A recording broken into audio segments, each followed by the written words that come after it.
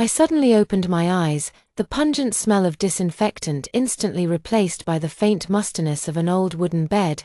The beeping of the heart monitor was gone, replaced by the familiar chirping of sparrows outside the window. This is, trembling hands reached for my face. No tubes, no wrinkles. I rolled out of bed, my legs moving with an agility that felt unreal, and rushed to the mirror on the dresser. There I was, 20 years old, the calendar on the wall clearly showed, June 18th. 1985, marriage report, I muttered to myself, suddenly feeling as if struck by lightning. This was 3 days before my engagement to Enzo Song, and the starting point of my tragic life.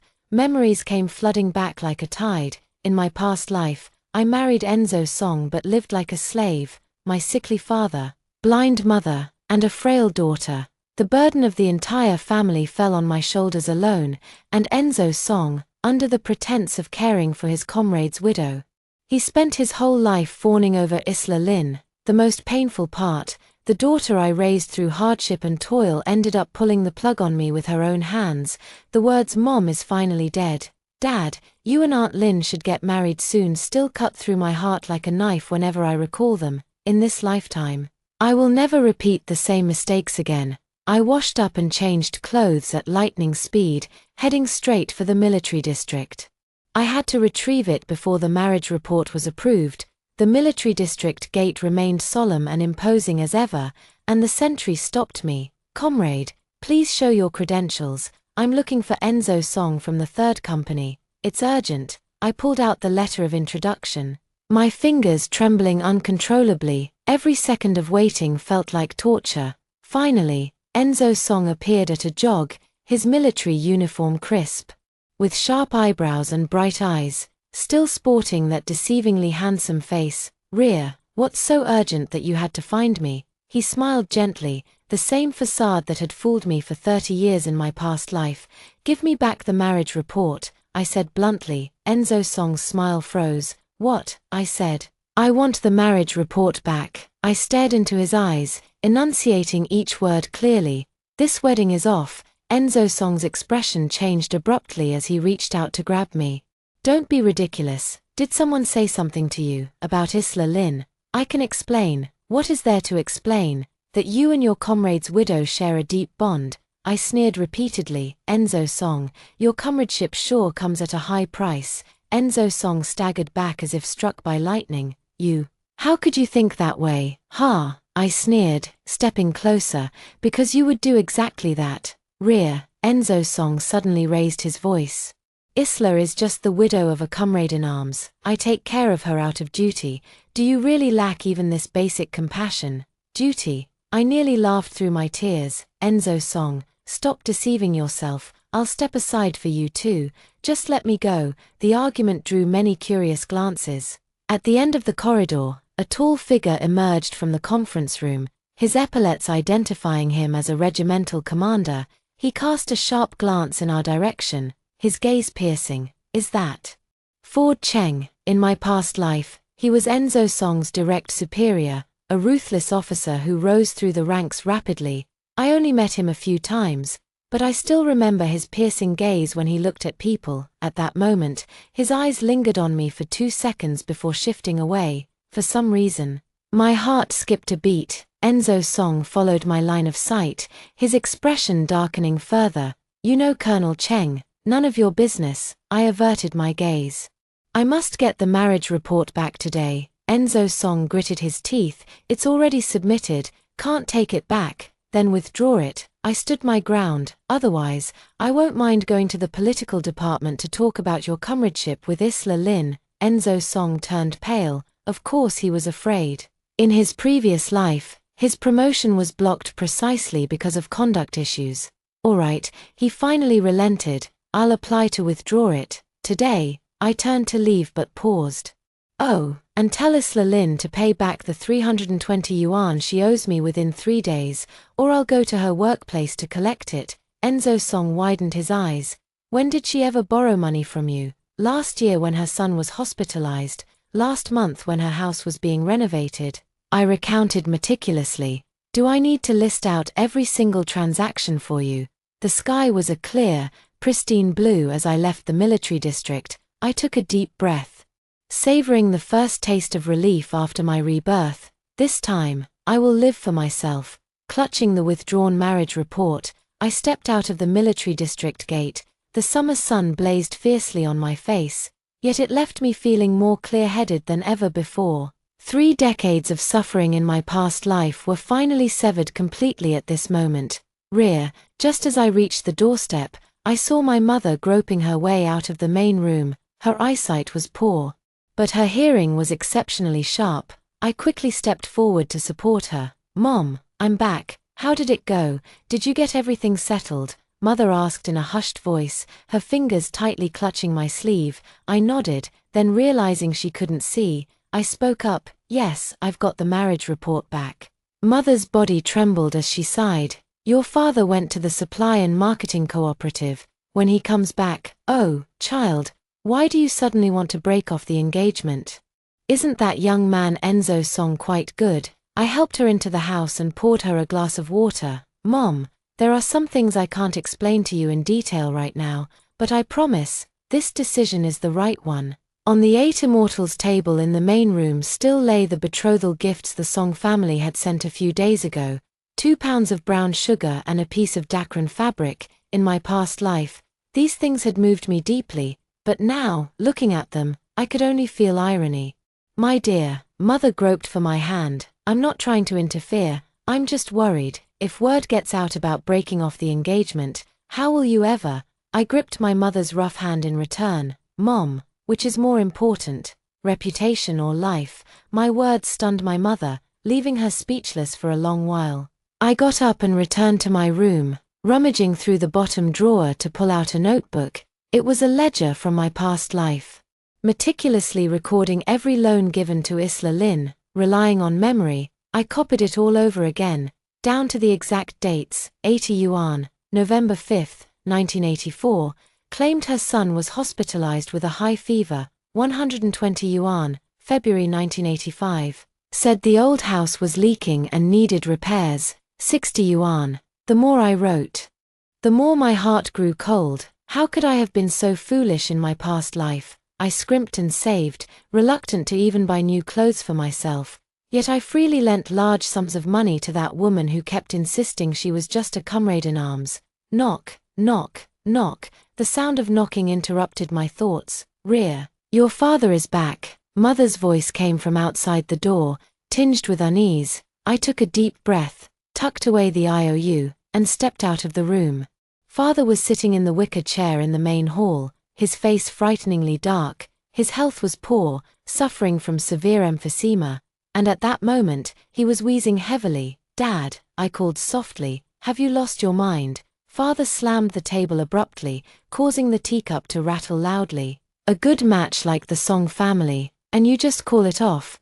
Do you have any idea how many people are eyeing this marriage?" I calmly walked up to my father and knelt down before him. "Dad, I know you're angry, but your daughter has no other choice. What kind of choice could drive you to do such a foolish thing?" Father coughed in anger.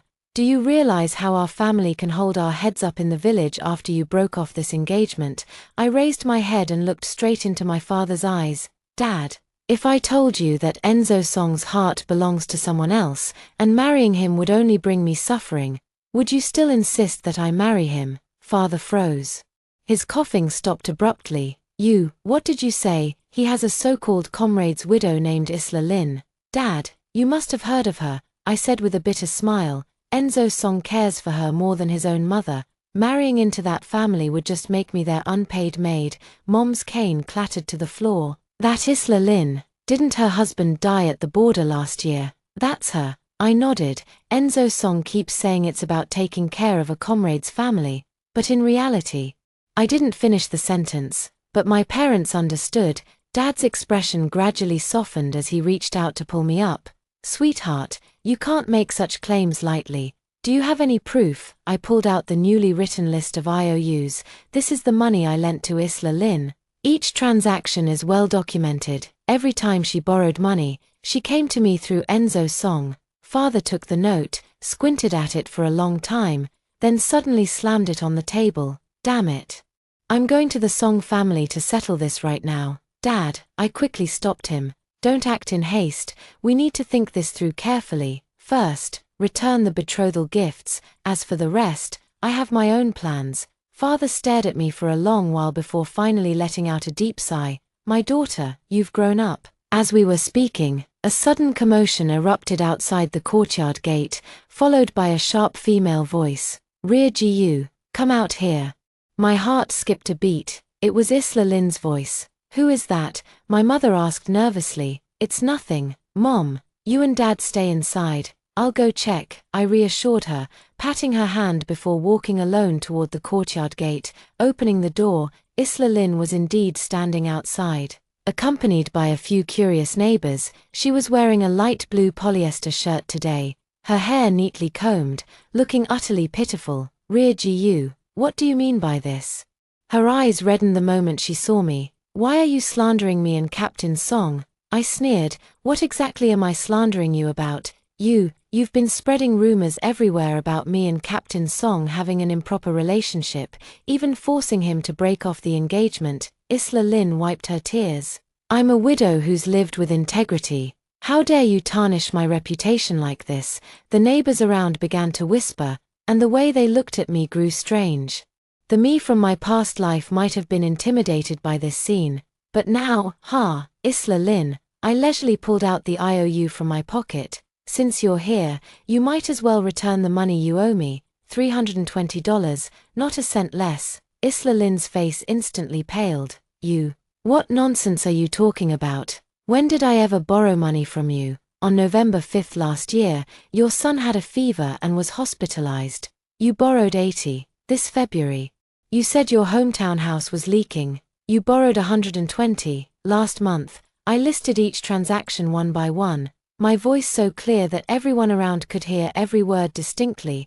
Isla Lynn's face turned red and then pale. You're spewing nonsense. Show me the IOU if you dare. IOU, I smiled faintly. Every time you borrowed money, it was through Enzo Song, saying you were too embarrassed to ask me directly. Now you're denying it. Isla Lynn trembled with rage.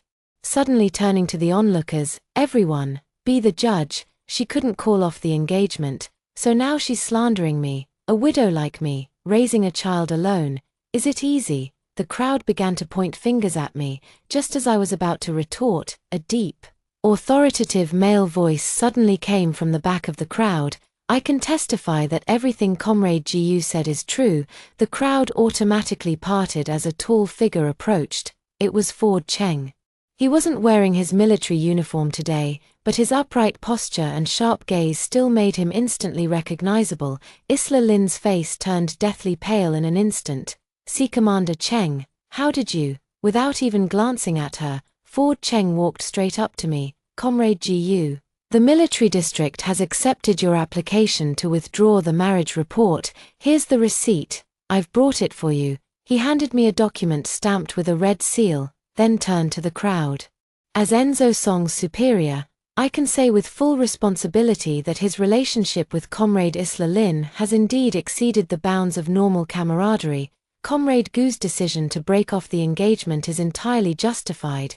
These words exploded like a bomb, leaving Isla Lynn pale and shaken. She opened her mouth as if to defend herself, but in the end, she said nothing and turned to push through the crowd, running away. The neighbors, seeing this, awkwardly dispersed as well. Thank you. Regimental Commander Cheng, I said sincerely. I didn't expect such a small matter to trouble you to come in person. Ford Cheng shook his head. No trouble at all. I happen to have a meeting in the county, so it's on my way. He paused, lowering his voice slightly. Isla Lynn won't let this go easily. Be careful these days. I was somewhat surprised that he would warn me about this and nodded. I will. Ford Cheng seemed to want to say something more but ultimately just gave a slight nod before turning to leave. Watching his retreating figure, I felt a strange sensation stir in my heart. In my past life, I knew very little about this iron-willed regiment commander, only hearing of his illustrious military achievements and that he never married. Now, it seems he isn't as cold-blooded and ruthless as the rumors made him out to be. Back in the house, my parents eagerly asked about the situation. I gave them a brief account, naturally omitting the part about Ford Cheng. It wasn't the right time to explain yet, sweetheart, this whole mess. My father said anxiously, Isla Lin definitely won't let it go so easily. Dad, don't worry, I reassured him, we'll cross that bridge when we come to it. Lying in bed at night, I tossed and turned. Ford Cheng's appearance today was too strange. Why did he help me? Was it really a coincidence? Or, my thoughts were interrupted by a noise outside the window. Alert, I sat up and heard rustling sounds near the courtyard wall. Quietly getting out of bed, I peeked through the window crack. Under the moonlight, a familiar figure was pasting something on my courtyard wall. It's Isla Lin. She's putting up a big character poster, furious. I was about to rush out when suddenly another figure emerged from the shadows and tore down the not yet secured poster.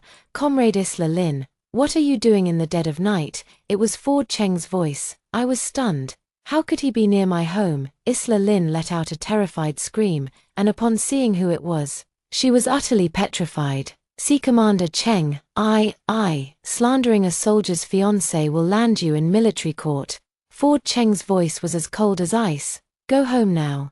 Report to my office at 8 tomorrow morning. Isla Lin nodded shakily and stumbled away in a hurry. Ford Cheng stood still, looking up at my window. I quickly pulled back, my heart pounding like thunder. Did he see me? Or, when I looked outside again, the courtyard was empty, with only moonlight quietly spilling on the ground.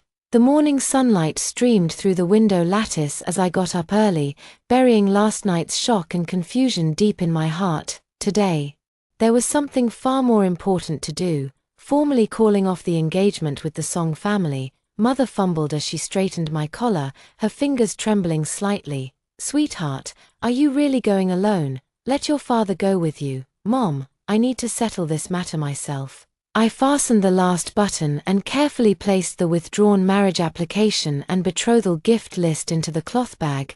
Father sat on the doorstep smoking, his cough intermittent. Old Master Song isn't an easy man to talk to. Dad, don't worry. I crouched down to meet his eyes at the same level. We GU family members aren't pushovers. As I stepped out of the courtyard gate, Aunt Wang from next door craned her neck to peek around. I knew last night's incident had already spread. Isla Lin being caught red-handed by Ford Cheng. This news traveled faster than the wind. The Song family lived in the military compound. After I showed my letter of introduction, the sentry gave me a strange look before letting me in. Just as I reached the building where the Songs lived, I heard the sound of things being thrown upstairs. You useless thing. Can't even handle a woman. Old man Song's roar could be heard throughout the entire building.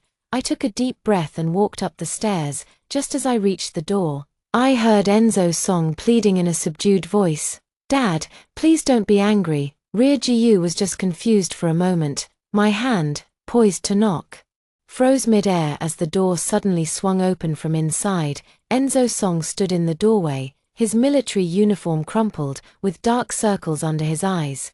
Clearly, he hadn't slept all night. He froze for a moment before his face lit up with delight.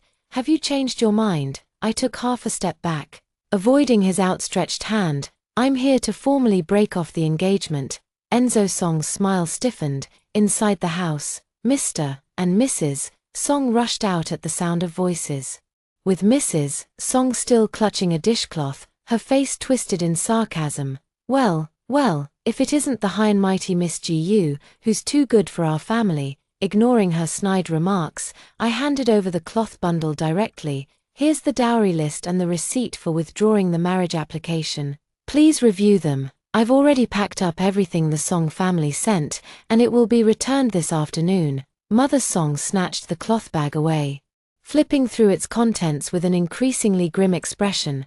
Well, think you're too good for us now. Is that it? What part of my son isn't good enough for you? A country girl like you should be burning incense in gratitude for the chance to marry into our Song family. Mom, Enzo Song awkwardly tried to stop her, then turned to me with that gentle facade again.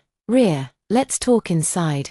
No need to make a scene out here. I stood my ground. No need. I came today to make things clear. From now on, we're free to marry whomever we choose. We have nothing to do with each other anymore. Mother Song trembled with rage. You must have found someone higher up. haven't you?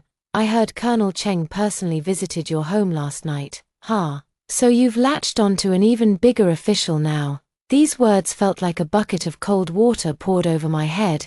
I hadn't expected the rumors to spread this far. Nor did I anticipate Ford Cheng getting dragged into it. You should be responsible for your words. My voice turned icy. Regimental Commander Cheng was just doing his duty. As for your son, his questionable relationship with that widow, who in the entire military district doesn't know about it, you, Mrs. Song raised her hand, about to slap me. Enzo Song quickly stopped her. Mom, don't do this. He turned to me, his eyes pleading. Rhea, can we talk alone, please? Looking at him like this, the me from my past life would have softened, but now, I just find it ridiculous. Enzo Song, let's part on good terms. I turned to leave. Is it because of Isla Lin? Enzo Song suddenly shouted. I've already told you it's just camaraderie. Her husband died saving me. It's only natural I take care of her. I stopped but didn't turn back. Then marry her. Why drag me into this? The words stabbed into Enzo Song's heart like a knife. He staggered back 2 steps, his face deathly pale. Seeing this, Mrs. Song rushed over like a madwoman. Get out of here, you ungrateful wretch. Let's see what kind of respectable family would ever marry you. I walked downstairs without looking back, the sound of Mrs. Song's hysterical curses and Enzo Song's feeble attempts to dissuade her fading behind me. As I left the military compound, the sentry's gaze was full of pity. Apparently, Mrs. Song's voice was loud enough to be heard far and wide. The sky was overcast, and the distant rumble of thunder echoed. I quickened my pace toward home, my mind already calculating the next steps. Breaking off the engagement was just the first move. There was still a long road ahead to completely alter the fate of my past life. Halfway there, raindrops as big as beans began to pelt down. I hurriedly took shelter under a locust tree by the roadside, but the rain grew heavier, and the canopy offered little protection. Comrade GU, a large black umbrella suddenly appeared above my head, and the familiar voice made my heart skip a beat. Turning around, I saw Ford Cheng standing just half a step behind me, his military uniform impeccably straight, his features as sharp as if carved by a knife. Regiment Commander Cheng. I was too startled to move. How did you? I was just passing by on my way to a meeting in the county town, he said casually, as if it were truly a coincidence. But I knew the military district didn't take this route to the county at all. Raindrops trickled down the brim of his hat, a few clinging to his thick lashes, refracting tiny glimmers of sunlight. We stood so close that I could catch the faint scent of soap on him, mingled with the freshness of the rain. Thank you, I said as I took the umbrella handle. Accidentally brushing his fingers and pulling back as if shocked, Ford Cheng seemed not to notice the small mishap. He took off his military jacket and handed it to me. Put this on, don't catch a cold. Only then did I realize I was indeed trembling, not just from the cold, but also from the tense confrontation at the Song residence earlier. After a moment's hesitation, I took the coat and draped it over my shoulders. The warmth from the garment enveloped me, instantly dispelling the chill. I'll see you home. It wasn't a question but a statement. I nodded, and we walked together under the same umbrella in the rain. Ford Cheng deliberately maintained some distance, yet the umbrella clearly tilted toward me, leaving his left shoulder quickly soaked by the rain. You don't have to do this, I said sheepishly, trying to push the umbrella back toward him. No problem. Ford Cheng looked straight ahead, his voice low. Did the Song family give you trouble? I smiled bitterly. It was expected. Do you need me to step in? No need, I shook my head. It's already been resolved. After a moment of silence, Ford Cheng suddenly said, Isla Lin came to see me this morning. My heart tightened. What did she say? She admitted to posting the big character posters and also admitted to borrowing money without repaying. Ford Cheng said calmly, she promised to repay the debt in full within 3 days, on the condition that we don't report it. I looked at him in surprise. Do you believe her? I don't believe it. A faint smile finally appeared at the corner of Ford Cheng's lips. His first today, so I made her sign a written guarantee with her fingerprint. He pulled out a neatly folded paper from his pocket and handed it to me. Unfolding it, I saw it was indeed a repayment guarantee handwritten by Isla Lin, complete with a red fingerprint. My eyes suddenly grew warm. Why are you helping me? Ford Cheng didn't answer immediately. The sound of raindrops hitting the umbrella became the only background noise. Seeing injustice on the road, after a long pause, he finally uttered these 4 words. Yet I felt it was far more complicated than that. Turning a corner, I could see my house in the distance. Ford Cheng stopped. I'll leave you here. I understood he was worried about being seen and causing gossip, so I quickly took off my coat and handed it back to him. Thank you so much. Keep the umbrella. Ford Cheng took the coat but not the umbrella. You can return it another day. Before I could answer, he had already strode into the rain. I stood there, watching his figure gradually blur in the curtain of rain, my heart pounding wildly. When I got home, my parents were stunned to see me holding an unfamiliar man's umbrella. I briefly explained what had happened, of course omitting the part where Ford Cheng had specifically gone to find Isla Lin.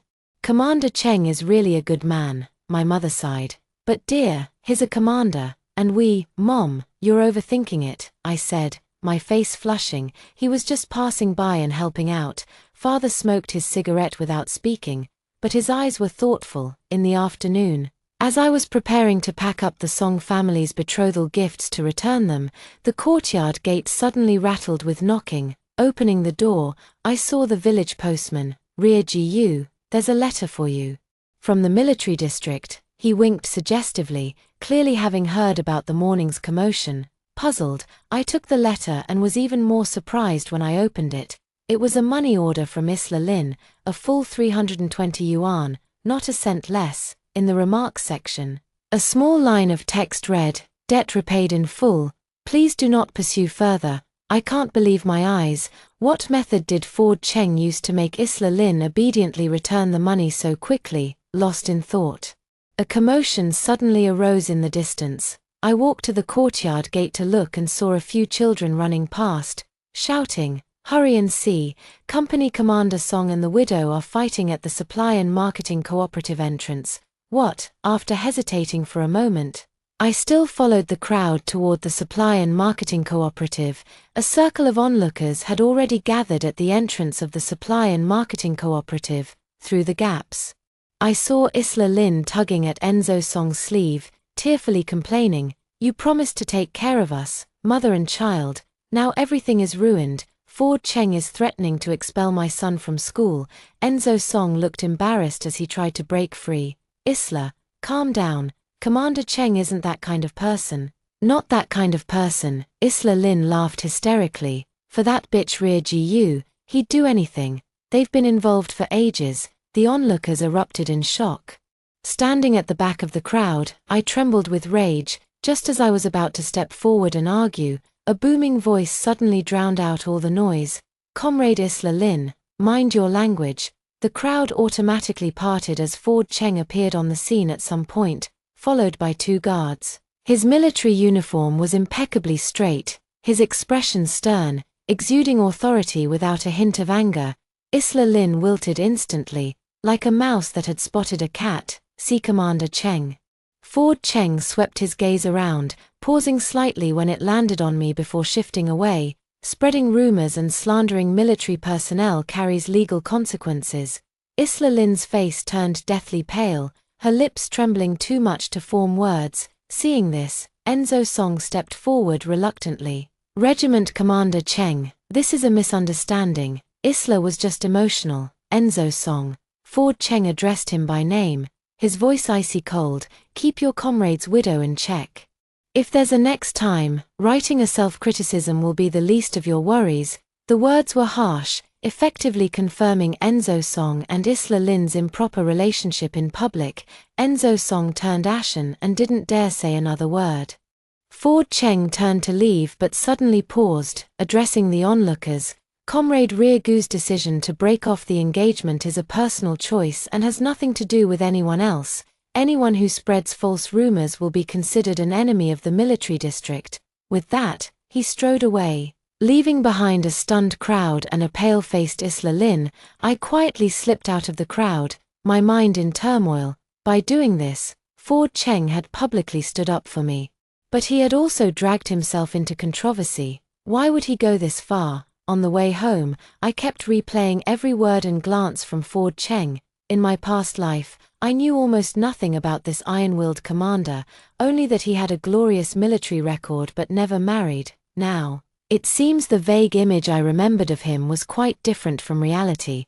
Just as I reached my doorstep, I saw my father squatting on the threshold, his expression grave. "Daughter," he said.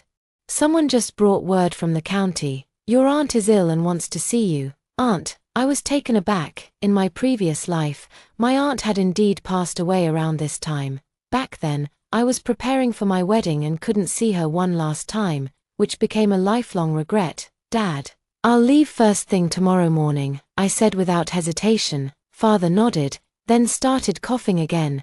"Be careful on the road. I heard the county hasn't been peaceful lately, with fugitives on the loose." I was about to say something when I suddenly noticed a familiar black rectangle hanging on the courtyard wall.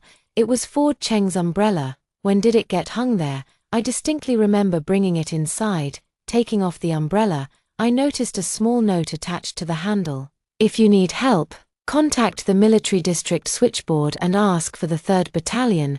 The handwriting was bold and vigorous, as if hastily written with a fountain pen. Rubbing the note between my fingers, a corner of my heart quietly melted. At the break of dawn, I boarded the early bus to the county town. The bus was sparsely populated, and I sat by the window, clutching the medicinal herbs and change of clothes for my aunt tightly in my arms. I also brought Ford Cheng's umbrella, carefully tucked into a cloth bag, with the note from the handle slipped between the pages of my notebook. The car jolted along the rugged mountain road. The scenery outside the window gradually shifting from familiar villages to unfamiliar fields, gazing at the undulating mountains in the distance, my thoughts involuntarily drifted to Ford Cheng. His public show of support for me yesterday would undoubtedly bring him trouble. Although Enzo Song holds a lower military rank, he still has some connections in the military district. "Miss, we've arrived at the county hospital." The conductor's shout snapped me out of my thoughts. The county hospital was even shabbier than I had imagined, a dusty 3-story building with severely peeling paint. The corridors were packed with patients and their families, the air thick with the mingled scents of disinfectant and sweat. Following the address my father had given me, I found the internal medicine ward on the 3rd floor. Pushing open the door to room 306, a heavy medicinal odor immediately assaulted my nose. 6 hospital beds were crammed into the small room, and my aunt lay on the one by the window at the far end. "Auntie," I hurried over, my nose stinging with emotion. The plump, cheerful woman I remembered was now reduced to skin and bones, her face sallow, and 4-line inserted into her hand, rear. Her clouded eyes brightened slightly as she struggled to sit up. "You really came." I quickly held her down. "Don't move, just lie still." I set down my bundle, pulled over a stool, and sat by the bed. "Dad said you wanted to see me."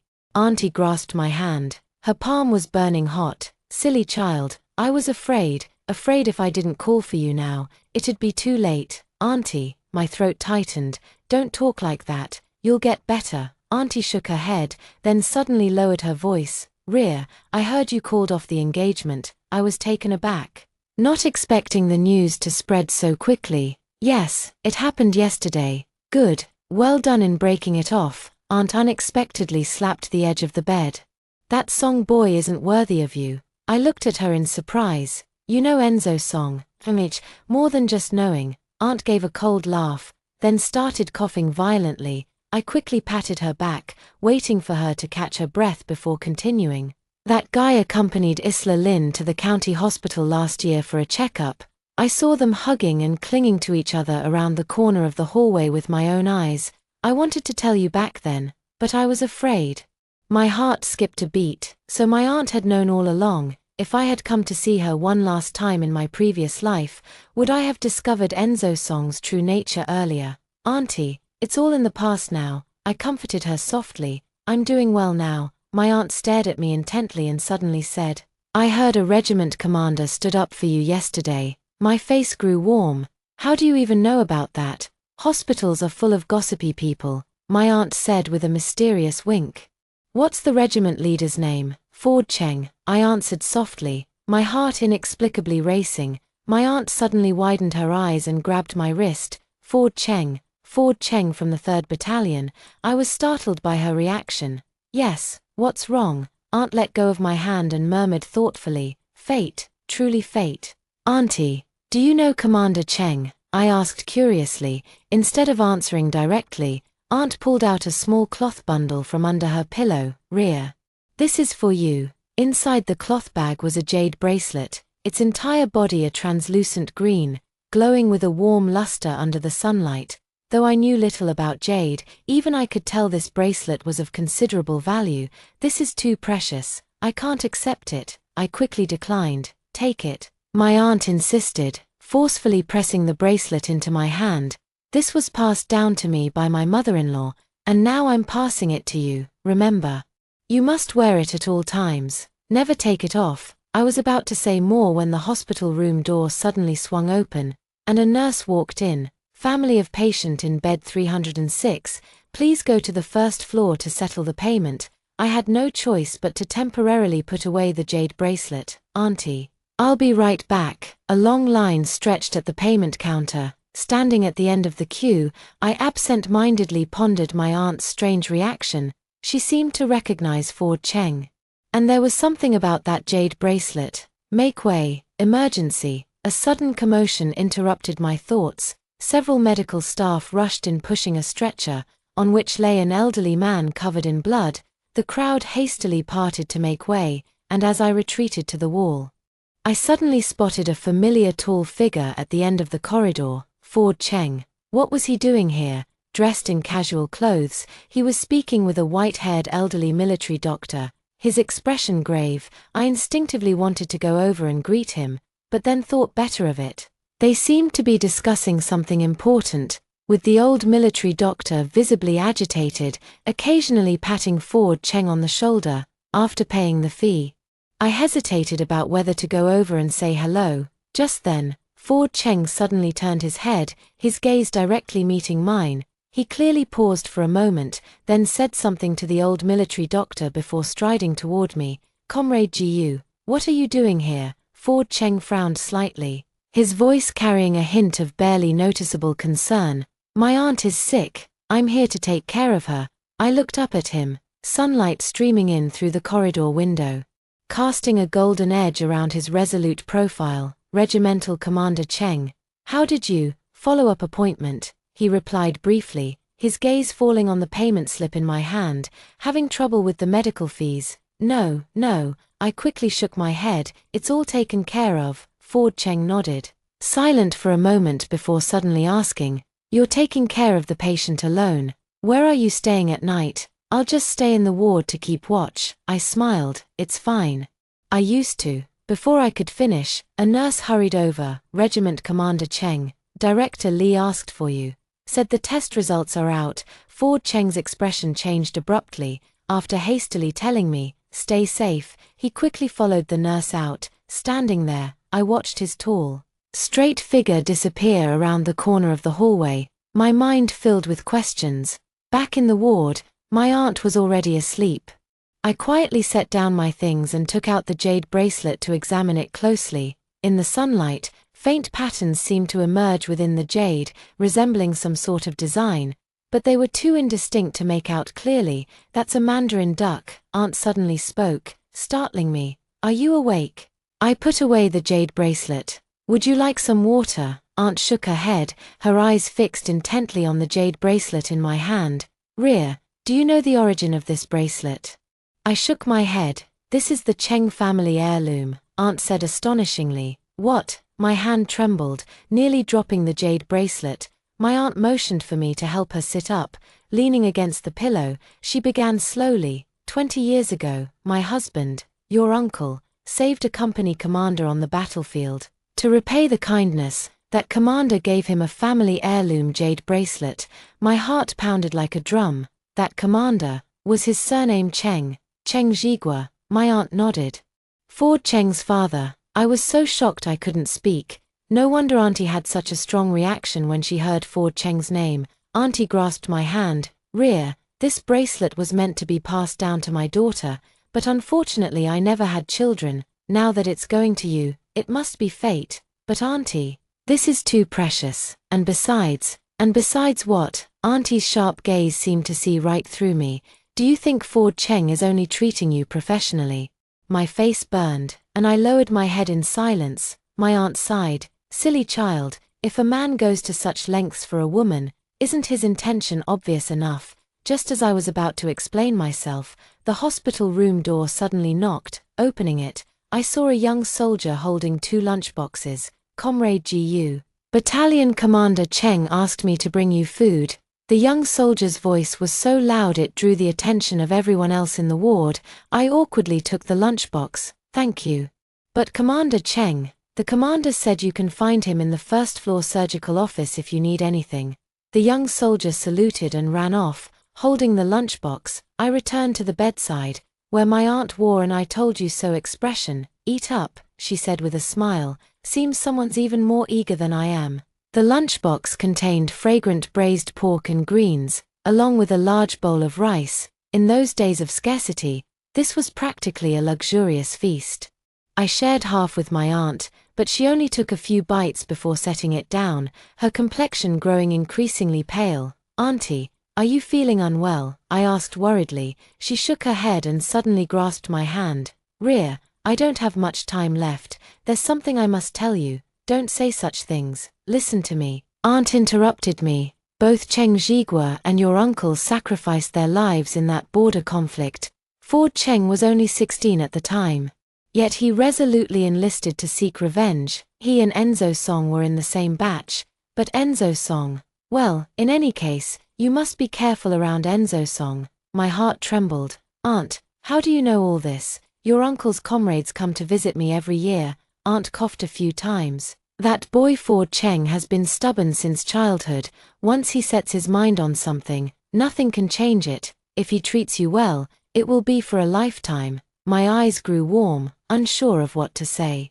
In the evening, my aunt's condition suddenly worsened. Doctors and nurses rushed in to perform emergency treatment, and I was asked to wait in the hallway. Helplessness and fear surged over me like a tide. I crouched in the corner, tears blurring my vision. Rear Gu, a familiar voice sounded above me. I looked up to see Ford Cheng standing before me, his brow furrowed in concern. Captain Cheng, I choked out as I stood up, but my legs had gone numb from crouching too long. And I stumbled forward. Ford Cheng steadied me with a firm, warm grip on my shoulders. Take it easy, speak slowly. What happened? My aunt. The doctors are trying to save her. I stammered incoherently, tears streaming uncontrollably down my face. Ford Cheng's expression changed instantly. He released me and strode toward the nurse's station.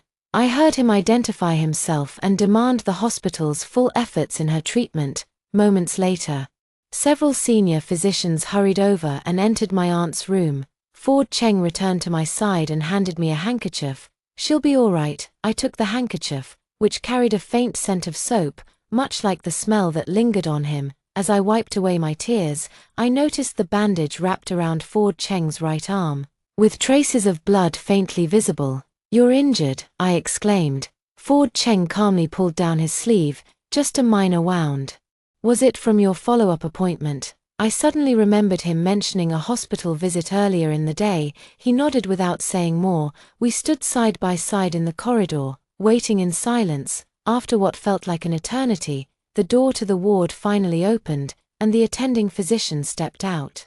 She's stable for now, but the situation isn't optimistic. The doctor removed his mask. The elderly patient's organs are failing. I'm afraid the family should prepare themselves. My legs went weak, and Ford Cheng swiftly steadied me. Thank you, doctor. Please use the best medication available. The doctor nodded and left. Ford Cheng turned to me. You can't stay here alone tonight. I'll make arrangements. No need, I said hastily. I can manage. Really, you're still injured. You should go back and rest. Ford Cheng stared at me intently and suddenly said, You're wearing the jade bracelet. I was taken aback and looked down at my wrist, only then realizing I had somehow put on the jade bracelet without noticing. The emerald green jade contrasted beautifully against my fair wrist. Aunt gave it to me, said it was. I hesitated for a moment. Said it was the Cheng family heirloom. Ford Cheng's eyes instantly grew complex. He gently touched the jade bracelet and said in a low voice, "This belonged to my father." "You knew?" I asked in surprise. "Yes." Ford Cheng withdrew his hand. "Director Lee told me you were here and also mentioned your aunt's identity. So that was it. No wonder he had suddenly appeared outside the ward." "Regiment Commander Cheng, this bracelet is too precious. I really shouldn't keep it on." Ford Cheng interrupted me. "It suits you well." Our eyes met, and a peculiar understanding flowed between us in the air. Just then, a weak call came from the hospital room. "Rear." I hurried inside, and Ford Cheng followed. When my aunt saw us entering one after the other, especially noticing the jade bracelet on my wrist, a relieved smile appeared on her face. "Regiment Commander Cheng," the aunt whispered weakly. Ford Cheng stepped forward and crouched by the bedside. "Auntie, I'm here. Take good care of her," the aunt said with difficulty. "This girl is stubborn." Ford Cheng nodded solemnly. "Don't worry." My aunt looked at me again, her gaze gradually growing unfocused. "Rear, be happy. Auntie, auntie." I grasped her hand, only to feel the warmth slowly slipping away. Doctors and nurses rushed in once more to resuscitate her, but this time, my aunt never woke up again. At 3:27 in the morning, my dearest aunt closed her eyes forever. I knelt by the bedside, weeping uncontrollably. Ford Cheng stood silently behind me, steady as a mountain. The day broke, and Ford Cheng helped me handle all the funeral arrangements and even contacted the mortuary. I followed him around like a puppet, my tears already dried up. "I'll take you home," Ford Cheng said to me after completing all the formalities. I shook my head. "I have to wait for my father to come. He's been notified and will arrive this afternoon." Ford Cheng checked his watch. "Right now, you need to rest." He took me to a small guest house near the hospital and booked a room. Dazed, I followed him upstairs, only snapping back to my senses when he pressed me down to sit on the edge of the bed. "Get some sleep." Ford Cheng handed me a cup of warm water. "I'll be next door. Knock if you need anything." Clutching the cup, I suddenly asked, "Why are you so kind to me?" Ford Cheng stood by the window, sunlight streaming in from behind him, outlining his tall, straight silhouette. He remained silent for a long time, so long that I thought he wouldn't answer, because he finally spoke, his voice low yet resolute. "You deserve it." Aunt's funeral was held 3 days later. Ford Cheng stayed by my side the entire time. From receiving relatives and friends to carrying the urn, he silently took on all the heavy and exhausting tasks. When my father saw Ford Cheng, he clearly paused for a moment but asked nothing, only gripping his hand firmly. After the funeral, my father had to rush back to the village to deal with urgent matters. Before parting, he pulled me aside and whispered, "Daughter, Commander Cheng is a good man." "Dad," my face flushed with heat, "don't say such things. Commander Cheng is just what?" My father rarely smiled. "A high-ranking commander like him, putting aside his work to accompany you for 3 days. What does he want?" I lowered my head in silence, the jade bracelet on my wrist glowing softly in the sunlight. Father sighed. "Rear, your aunt called me before she left and told me some things. If Captain Cheng is truly sincere, don't push him away. Let bygones be bygones." After seeing my father off, I stood dazed at the guesthouse entrance. Over the past 3 days, I had barely slept, and now I was utterly exhausted, yet unsure where to go. Back to the village. It was filled with gossip about my broken engagement. Stay in the county town. With my aunt gone, I didn't even have a place to stay. "Comrade Gu," Ford Cheng's voice came from behind me. I turned to see him holding car keys. His military uniform impeccably neat, though faint dark circles under his eyes betrayed his lack of rest. "I'll take you back," he said. I shook my head. "No need, I can take the bus myself." "Not back to the village," Ford Cheng interrupted me. "To the military district." I froze. "The military district? Ford Cheng nodded. "I've applied for temporary accommodation for you in the military family quarters. You can stay there until you find a new job." I widened my eyes. Is this appropriate?" "It is." Ford Cheng's tone left no room for argument. "Isla Lin is still in the village. It's not safe for you to go back." Thinking of Isla Lin's underhanded tactics, I was indeed still shaken. But moving into the military quarters, Would it cause trouble for Ford Cheng? Seeming to notice my hesitation, Ford Cheng added, "It's applied for under the status of a military family orphan. The paperwork is complete, and no one will gossip, a military family orphan." Only then did I remember, my uncle was a martyr, so I indeed qualified. Ford Cheng had even considered this detail.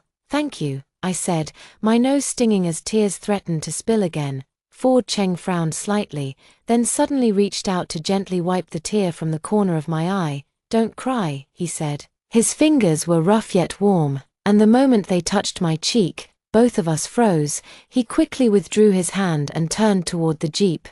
"Get in." The military district was even larger than I had imagined. High walls, iron fences, and sentries standing guard everywhere exuded solemnity and dignity. Ford Cheng's car passed through without any hindrance and finally stopped in front of a row of red brick bungalows. "This is it," he said, leading me into the one at the far end. "The conditions are simple, but all the basic necessities are here." The room was small but clean and tidy. There was a bed, a wardrobe, a desk, and a chair.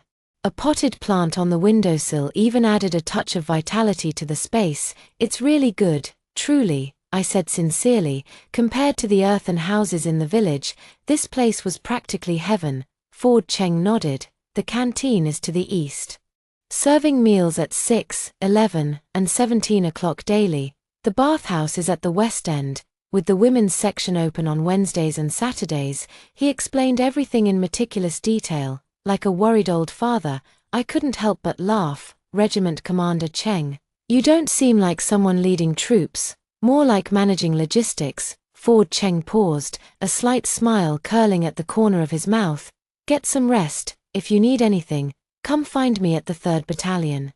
He turned to leave when I suddenly remembered something. "Wait, your umbrella." I quickly took out the black umbrella from my bundle. Ford Cheng took the umbrella, his gaze falling on the jade bracelet on my wrist, getting used to wearing it. "Ah," I instinctively touched the bracelet. "It's fine. Just worried I might damage it." "Won't happen." Ford Cheng smiled unusually. "It's sturdier than you think." With these words, he turned and walked away, his back as straight as a pine tree. I stood at the door, watching until his figure disappeared around the corner, then finally closed the door and let out a long sigh of relief. The days that followed were unusually quiet. Apart from going to the cafeteria for meals, I hardly left my room. Ford Cheng didn't appear again. But I kept hearing news about him from others. "Commander Cheng is ruthless with his troops. They trained until midnight again yesterday. I heard the 3rd Battalion is competing in the military district's contest, and Commander Cheng is personally leading their training." Regiment Commander Cheng ate in the cafeteria today and polished off 5 steamed buns all by himself. These fragments pieced together a Ford Cheng I hardly recognized. Strict, unyielding, and unsmiling. A stark contrast to the man who held an umbrella for me and wiped away my tears. On the morning of the 5th day, I finally mustered the courage to step outside. I wanted to thank Ford Cheng, not just for taking care of me these past few days, but also for the warmth he offered when I felt most helpless.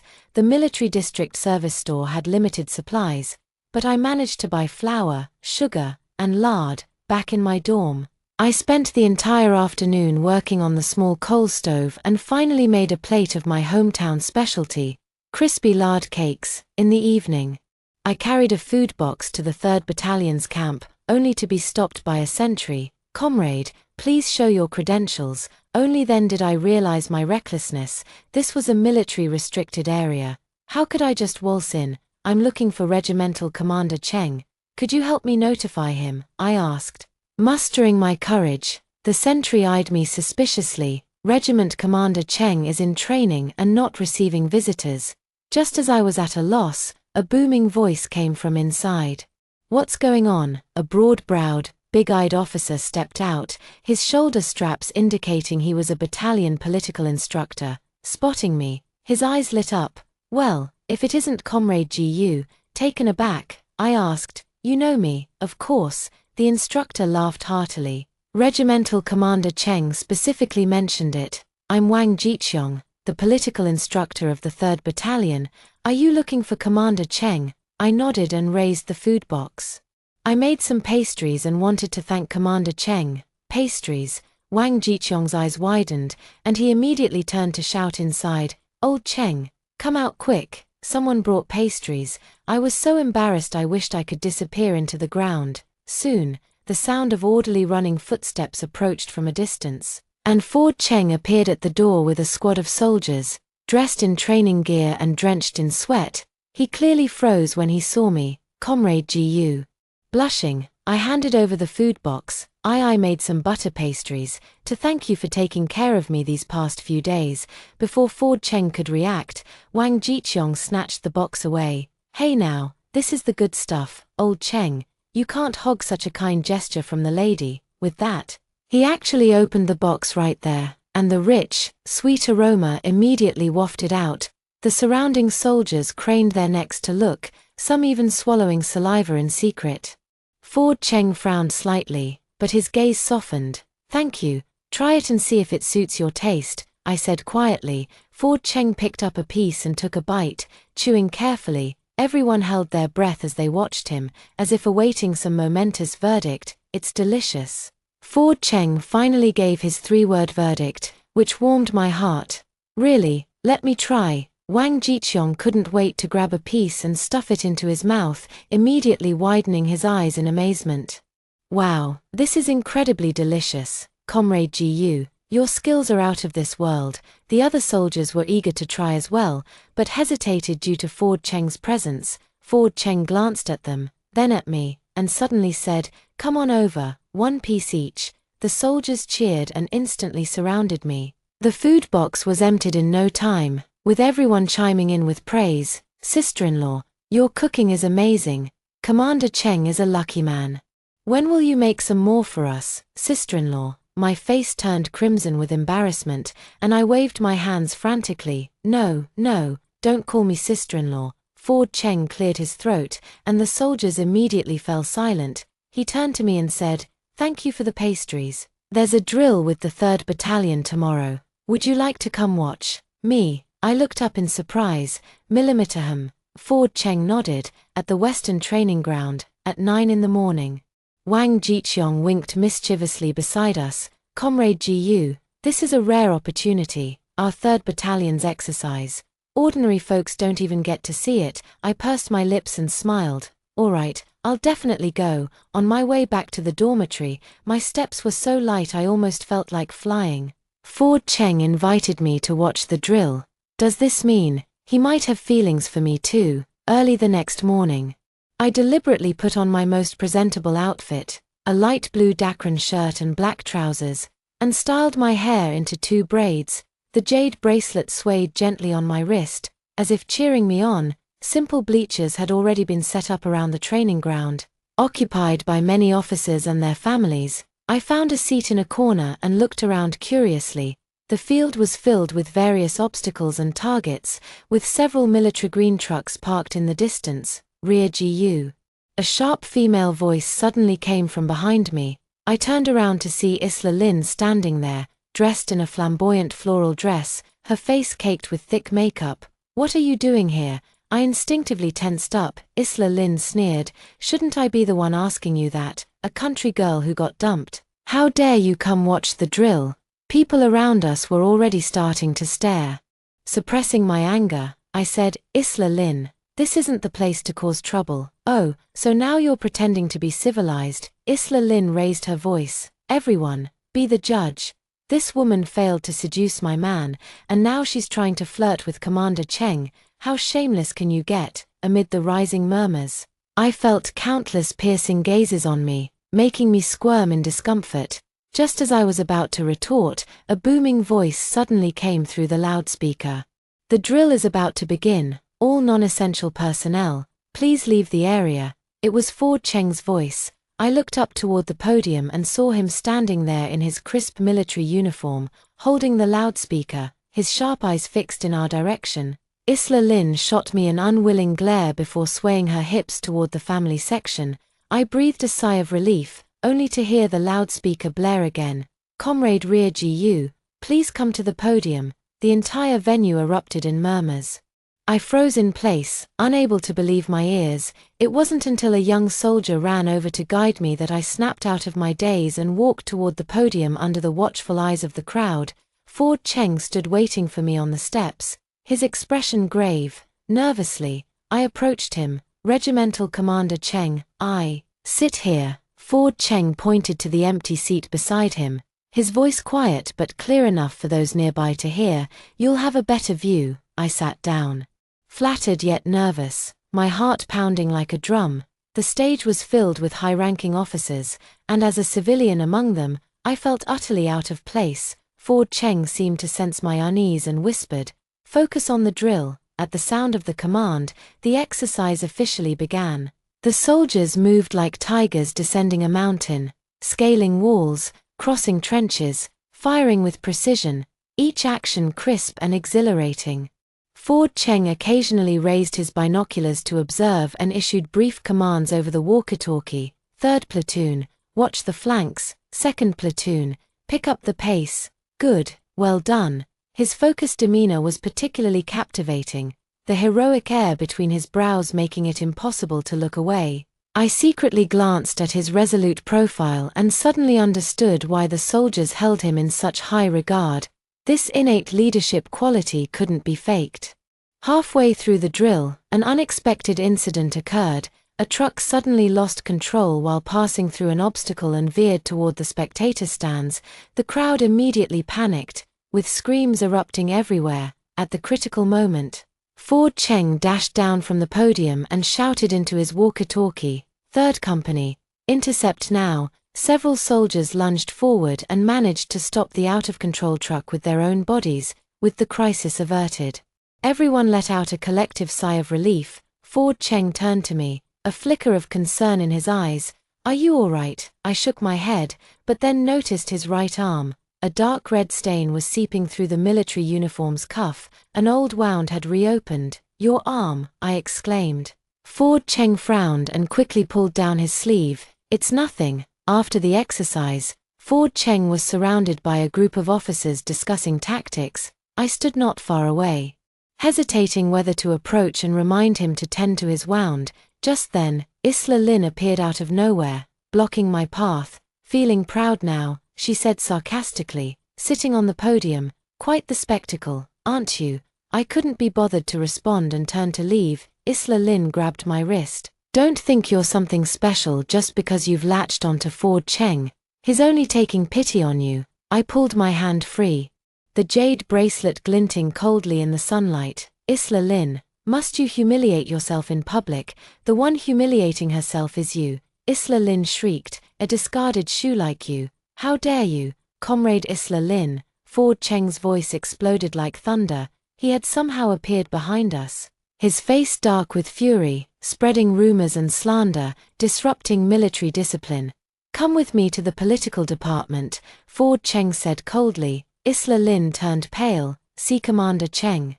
"I was just..." "Now," Ford Cheng commanded with unquestionable authority. Isla Lin was led away in disgrace. I stood rooted to the spot, my emotions in turmoil. Once again, Ford Cheng had come to my defense. But would this pattern of behavior ultimately damage his reputation? As I was lost in thought, Wang Jiqiong approached with a knowing smile. "Comrade Ji, don't take it to heart. Old Cheng has zero tolerance for troublemakers who stir up gossip." I forced a weak smile. "Political instructor Wang, does Regimental Commander Cheng often handle things this way?" "What do you mean?" Wang Jiqiong was taken aback, then burst into laughter. "You mean publicly defending a female comrade? Ha ha ha, what a joke. Old Cheng is famously indifferent to women in the military district. You're the first one he's ever shown such concern for." My heart skipped a beat, and my cheeks burned. In the evening, as I was sorting through my aunt's belongings in the dormitory, someone suddenly knocked on the door. Opening it, I saw Wang Jiqiong holding an envelope. "Comrade Ji, Old Cheng asked me to deliver this to you," he said, handing over the envelope. "He has to write a drill report tonight and can't come in person." I took the envelope. It felt light and airy, and I had no idea what was inside. Wang Jiqiong mysteriously blinked and said, Old Cheng also asked me to pass along that there's a cultural performance at the Division Auditorium tomorrow at 9 in the morning. You can go check it out if you're interested. A cultural performance? Yeah, Old Cheng is going to give a speech on stage, Wang Jiqiong said with a meaningful look. He usually hates these kinds of events, but today he actually volunteered. Don't you think that's strange? After seeing Wang Jiqiong off, I couldn't wait to open the envelope. Inside were a note and a photograph. The note bore just a simple line, "Exercise photo, for you to keep as a memento." The photo captured today's exercise scene, grand and imposing.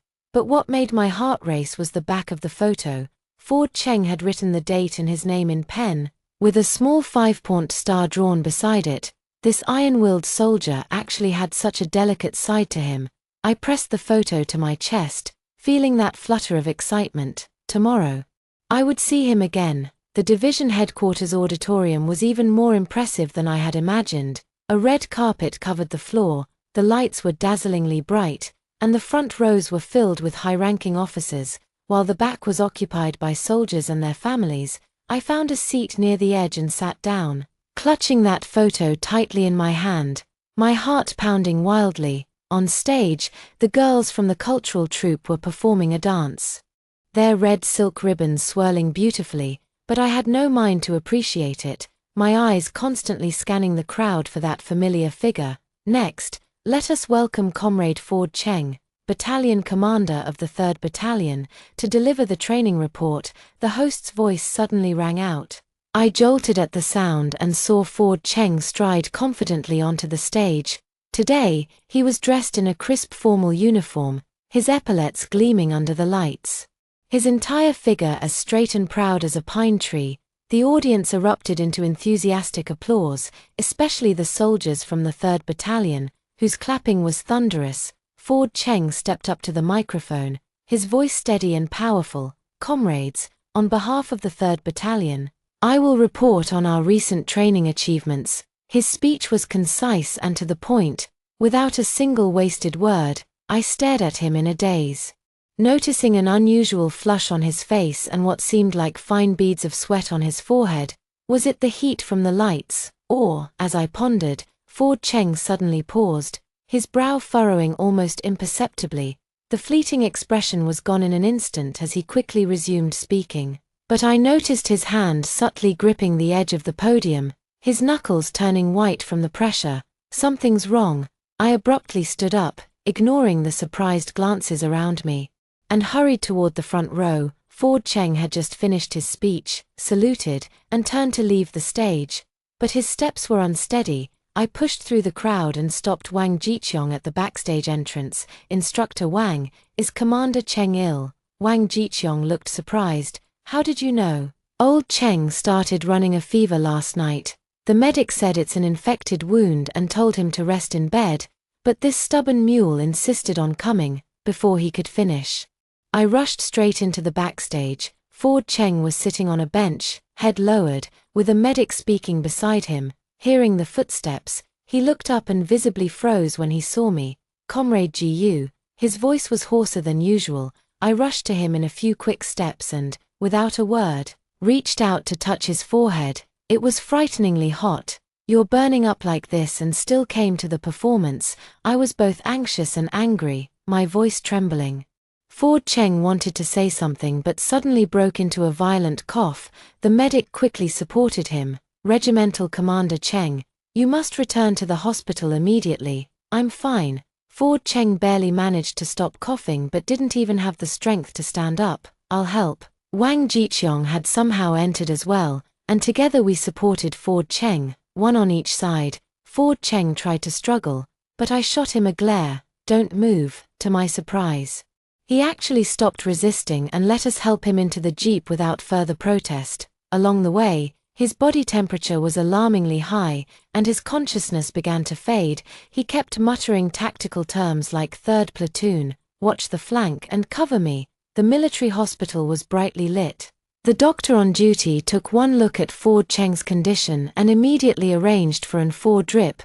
The nurses hurriedly helped him out of his uniform, revealing a horrifying wound on his right arm, a deep, bone-exposing laceration that had already turned red. swollen, and festering. I gasped. How could it be this serious? The military doctor sighed. Regimental Commander Cheng got injured during the drill the day before yesterday, after a simple bandage. He ignored it, and the wound got infected. As the nurse treated the wound, Ford Cheng was in so much pain that cold sweat poured down his face, yet he stubbornly refused to make a sound. My heart ached for him, and I took the initiative to wipe his sweat with a towel. When my hand touched his face, he suddenly opened his eyes, gazing at me intently. Rear-Gu, he called softly, his voice weak yet tender. I'm here. I held his hand. Don't speak anymore, just rest well. Ford Cheng shook his head, staring at me stubbornly. I'm sorry for making you worry. These words made my nose sting, and I nearly shed tears. This iron-willed man, despite being so severely injured, was only concerned about causing me distress. After the 4 was administered, Ford Cheng finally fell into a deep sleep. The medic said someone needed to stay and monitor his temperature changes. Wang Jiqiong was originally going to stay, but I volunteered. I'll do it. You have training to lead tomorrow. Wang Jiqiong hesitated for a moment, then nodded. All right, old Cheng will be happy to see you when he wakes up. He lowered his voice. Comrade Gu. Old Cheng has never known how to take care of himself since childhood. In the future, I'll leave him to you. The implication in his words made my ears burn, but I didn't deny it. Late at night, the ward was left with only me and the sleeping Ford Cheng. Moonlight streamed in through the window, casting a soft silver glow over his resolute face. I gently touched his cheek, seizing this first opportunity to gaze at him so closely and unabashedly. His eyelashes were long, casting faint shadows on his face. His nose was tall and straight, as if carved with a knife. His lips were slightly chapped but still beautifully shaped. As I was lost in admiration, Ford Cheng suddenly stirred uneasily, murmuring in his sleep, "Dad, don't go, it's a trap." I quickly grabbed his hand. Ford Cheng. Having a nightmare. Ford Cheng didn't wake up, but his brows were tightly furrowed, with fine beads of sweat on his forehead. Song. Can't be trusted. Retreat quickly. Song. Enzo Song. My heart skipped a beat. Could Ford Cheng's injuries be related to Enzo Song? Rear-Gu, hurry and leave. Ford Cheng's voice suddenly became urgent. Danger. His fingers tightly gripped my wrist with astonishing strength. I endured the pain and softly reassured him. It's okay, I'm here, you're safe. Under my soothing words, Ford Cheng gradually calmed down, but still refused to let go of my hand. I tried to pull away slightly, but he only held on tighter, murmuring indistinctly, "Don't go." My heart melted, and I simply sat by the bed, letting him hold on. As the night grew deeper, my eyelids began to feel heavy, and before I knew it, I had fallen asleep with my head resting on the edge of the bed. In my drowsy state, I felt someone gently stroking my hair. Opening my eyes, I found Ford Cheng already awake, gazing at me tenderly, his fingers still entwined with a strand of my hair. "You're awake," I exclaimed in delight, sitting up straight. "How do you feel?" "Still unwell." Ford Cheng shook his head, his voice still a bit hoarse. "Much better." He paused, then asked, "Have you been here the whole time?" I nodded, suddenly realizing our hands were still intertwined. My face flushed instantly, and I tried to pull my hand back, but Ford Cheng held on even tighter. "Thank you," he said softly, his sincere gaze making my heart race. You're welcome," I stammered in reply. "You've helped me so many times." Ford Cheng shook his head as if wanting to say something, but the sound of the door opening interrupted him. A nurse came in for rounds, and I quickly stood up to make way. After the examination, the nurse said Ford Cheng's fever had subsided considerably, but he still needed further observation. Once she left, the ward was quiet again with just the two of us, and the atmosphere suddenly turned somewhat awkward. "Are you hungry? Should I go get some food?" I broke the silence. Ford Cheng nodded. "Thank you for your trouble." I walked to the door when he suddenly called out to me, "Rear-Gu." Ford Cheng's gaze fell on the jade bracelet on my wrist. "This bracelet suits you very well." My heart warmed, and I smiled at him before leaving. The hospital cafeteria wasn't open yet, so I had to buy kanji and steamed buns from a breakfast stall outside. When I returned, Ford Cheng was already sitting up, leaning against the headboard and reading documents. Patients should rest properly. I snatched the documents away and set the breakfast in front of him. Surprisingly, Ford Cheng obediently put aside his work and started drinking the kanji. Watching his compliant demeanor, I couldn't help but laugh. Regimental Commander Cheng. Are you usually this obedient in the military too? Ford Cheng looked up, the corners of his lips curling slightly. Only if you say so. The words made my hand tremble, nearly tipping over the bowl of porridge. Ford Cheng seemed to realize what he had just said, his ears turning slightly red as he lowered his head and hastily drank his porridge. Just as the atmosphere grew delicate, the hospital room door suddenly swung open, and a familiar figure walked in, Enzo Song.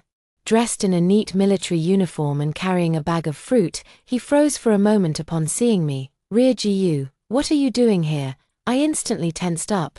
I'll take care of Captain Cheng. Enzo Song's expression turned complicated. He walked to the bedside and said stiffly, Captain Cheng, I heard you were injured. I came to see you. Ford Cheng's expression instantly turned cold. Thank you for your concern. I'm fine. Enzo Song placed the fruit on the nightstand, his gaze shifting between me and Ford Cheng. You two are close. None of your business, Ford Cheng and I said in unison. Enzo Song's expression darkened, a flash of malice flickering in his eyes. He lowered his voice and said to Ford Cheng, Commander Cheng, there's something I'd like to discuss with you privately. Ford Cheng looked at him coldly. Rear GU is not an outsider. Speak your mind. Enzo Song gritted his teeth and suddenly said, it's about that incident at the border. Ford Cheng's gaze instantly sharpened like a blade. After a moment of silence, he turned to me. Rear GU, could you fetch me a thermos of hot water? I understood he was deliberately sending me away, though filled with questions. I nodded and left with the thermos. In the hallway, I deliberately slowed my steps and faintly heard Enzo Song say, back then, both your father and my father sacrificed themselves, but the truth, the rest was inaudible. By the time I returned with the water, Enzo Song had already left, and Ford Cheng's expression was unusually grim. What did he come to say? I couldn't help but ask. Ford Cheng shook his head. Nothing, just some old matters. Seeing the worried look on my face, he suddenly reached out and held my hand. Don't worry, I won't let him hurt you. Does this? He referred to Enzo Song. What exactly is the grudge between them? My mind was full of questions, but seeing how exhausted Ford Cheng looked, I couldn't bear to press further. At noon, the doctor came for rounds and said Ford Cheng was recovering well and could be discharged after one more day of observation. I breathed a sigh of relief, only then remembering that I hadn't returned to the dorm all day and needed to go back to change clothes. Take good rest, I'll come back to see you later. I packed my things and prepared to leave. Ford Cheng suddenly said, wait. He took out a craft paper bag from the bedside drawer. This is for you. Curious. I opened it and found a stack of fabric ration coupons and a note inside. The note read, I heard you want to open a tailor shop. These might come in handy. I looked at him in shock. How did you know I wanted to? Wang Jiqiong said so. Ford Cheng shifted his gaze uncomfortably. Your aunt mentioned it to him before she passed away. My eyes instantly welled up with tears. This man, lying on his sickbed, was thinking about helping me fulfill my dream. Thank you, I choked out. But this is too valuable. I can't accept it. Ford Cheng frowned. It's not for free. When you open your shop, make me a shirt to pay off the debt. I knew he was giving me an easy way out, and my heart warmed to the point of burning. Then it's settled. I'll definitely make you the most handsome shirt. Ford Cheng smiled, his expression so gentle I couldn't look away. Back at the dorm, I took a shower and changed into clean clothes, just as I was about to head to the hospital. There was a knock at the door. Opening it, I saw Wang Jiqiong. Comrade Gu, old Cheng sent me to pick you up, he said with a smile. He's been discharged and is waiting for you at home now. Discharge? Didn't the doctor say he needed another day of observation? Wang Jiqiong shrugged. Who could stop him? He said he had something important to discuss with you. My heart skipped a beat, and I quickly packed up before following Wang Jiqiong. Ford Cheng's residence was a small bungalow in the military family compound, simple but tidy. When I entered, he was sitting at his desk writing something. Upon seeing me, he immediately stood up to greet me. Why don't you rest a bit more? I couldn't help but chide. Ford Cheng motioned for me to sit down, his expression somewhat grave. Rear Gu, there's something I must tell you. I looked at him nervously. What is it? Ford Cheng took a deep breath. About Enzo Song, and also the matter concerning my father and your uncle. My heart trembled. Was the past aunt mentioned on her deathbed finally about to be revealed? Ford Cheng's gaze fell on the jade bracelet on my wrist. This bracelet was left by my father for your uncle. Back then at the border, your uncle saved my father's life. I gently stroked the jade bracelet, waiting for him to continue. But in the end, neither of them made it back. Ford Cheng's voice was low. Because someone betrayed them. Who is it? My voice trembled. Ford Cheng's eyes turned icy. Enzo Song's father. I gasped sharply. So you and Enzo Song, not a personal grudge. Ford Cheng shook his head. But Enzo Song always believed I knew the truth, fearing I would expose his father's deeds. All these years, he's been targeting me at every turn. I suddenly understood.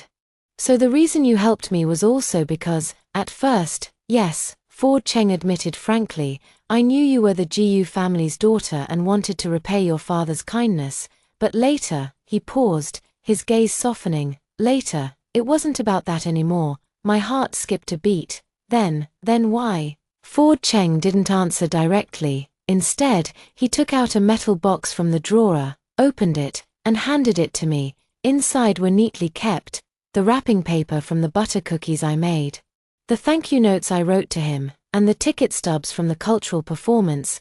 These, I've kept them all. Ford Cheng's voice was as light as a feather. Rear Gu, I've never done this for anyone before. Tears welled up in my eyes as all my questions found their answers. This man was expressing his feelings in the most awkward yet sincere way possible. Ford Cheng. I mustered my courage and looked straight into his eyes. Can I hug you? Ford Cheng froze for a moment, then opened his arms wide. I threw myself into his embrace, feeling the strong rhythm of his heartbeat. His arms were warm and secure, like a long drifting ship finally finding its harbor. Rear Gu, Ford Cheng whispered softly in my ear, I want to file a relationship report. I looked up at his earnest expression and nodded with a smile. Okay. At this moment, all the past grievances vanished like smoke. I knew a new chapter of life, a true beginning, had finally arrived. On the third day after submitting the relationship report, the entire military district knew about Ford Cheng and me being together. Unexpectedly, almost everyone was happy about it. Whenever soldiers from the 3rd Battalion saw me, they would cheerfully call me sister-in-law. And even the division leaders would nod kindly when they ran into me. That afternoon, I was sewing a shirt in the dormitory, made from navy blue cotton fabric bought with the fabric coupons Ford Cheng had given me. Fulfilling my promise to him, the stitches were fine and even, with special treatments on the collar and cuffs to ensure comfort and crispness when worn. Is Comrade Gu here? Wang Jiqiong's resonant voice came from outside the door. I put down my needlework and went to open the door, only to see Wang Jiqiong standing there with a mysterious smile on his face. Old Cheng sent me to fetch you, said there's something important. What is it? I asked while picking up my coat. Wang Jiqiong winked mischievously. You'll know when you get there. Ford Cheng's jeep was parked downstairs, with Wang Jiqiong personally driving. After winding through several turns, they arrived at a clearing behind the military district's mountain. The view here was expansive, offering a panoramic overlook of the entire camp, with the setting sun casting a golden hue over everything. He's waiting for you over there. Wang Jiqiong pointed toward a large tree not far away. I walked over, my heart racing. Under the tree, Ford Cheng stood with his back to me, his posture as straight and firm as a pine tree. Hearing my footsteps, he turned around, dressed in a crisp military uniform, holding a bunch of wildflowers, yellow, white, and purple, clearly freshly picked. You're here, he said with a slight smile, his gaze gentle. I took the bouquet, the fresh floral scent wafting into my nose. What made you suddenly think of bringing me here? Ford Cheng didn't answer immediately. Instead, he took my hand and led me to the edge of the cliff. From here, the military camp under the setting sun looked majestic, with the distant mountains stretching endlessly. A breathtaking view. I often come here, Ford Cheng said softly. Whenever I have an important decision to make, I come here to think. I looked at him curiously. What important decision is there today? Ford Cheng turned to me and suddenly knelt on one knee, pulling out a small velvet box from his pocket. Gu.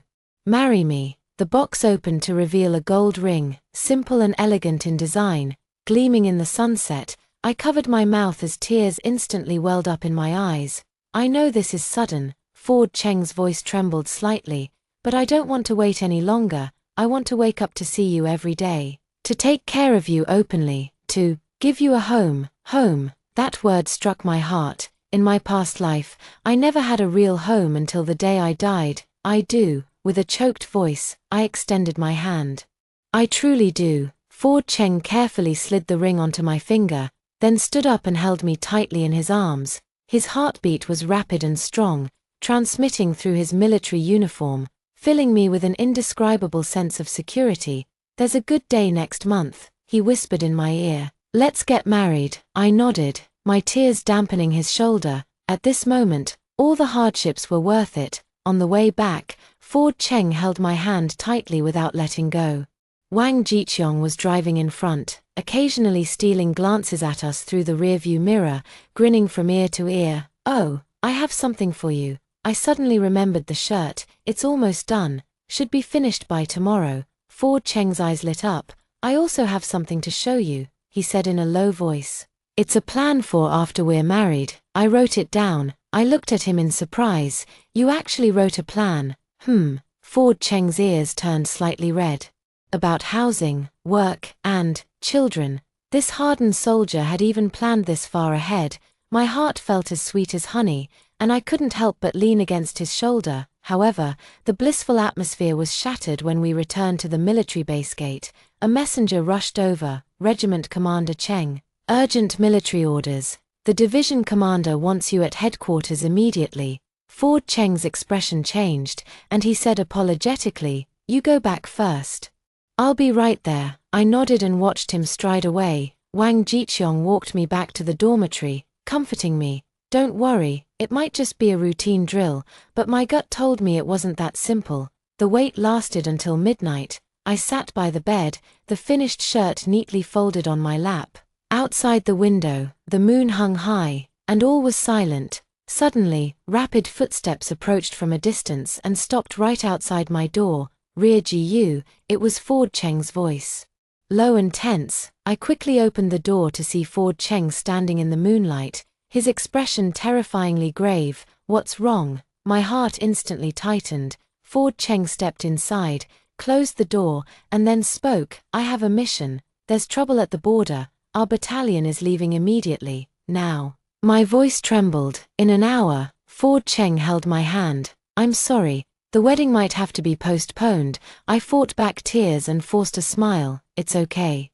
I'll wait for you to come back." Ford Cheng's gaze fell on the shirt, and he reached out to gently touch it. For me, I nodded and handed him the shirt.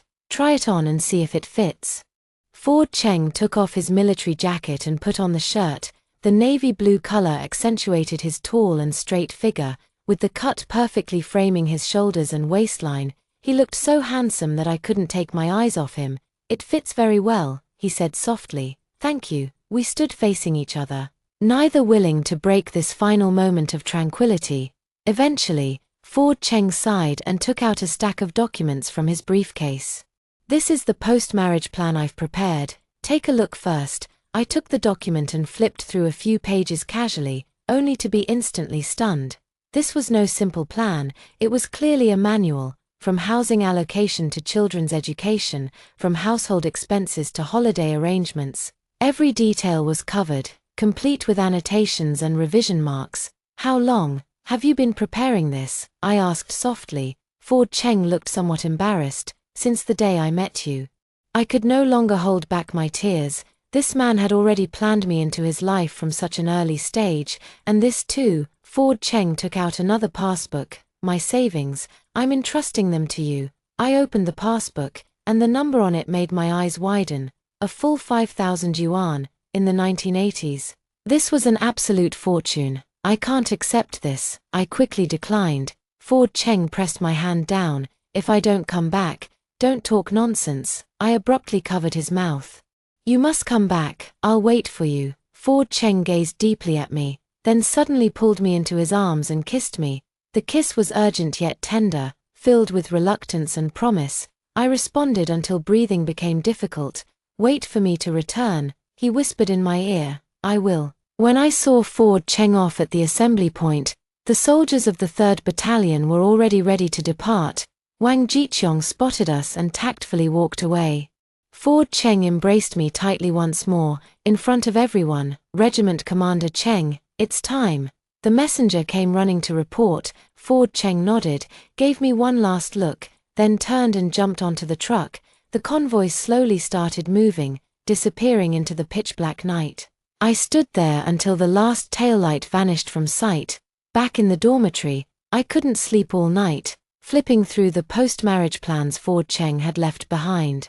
Every page was filled with annotations, some sections even revised repeatedly. In the chapter on children's education, he wrote, "I hope our child will be as kind and strong as their mother, but not endure as much hardship as she did."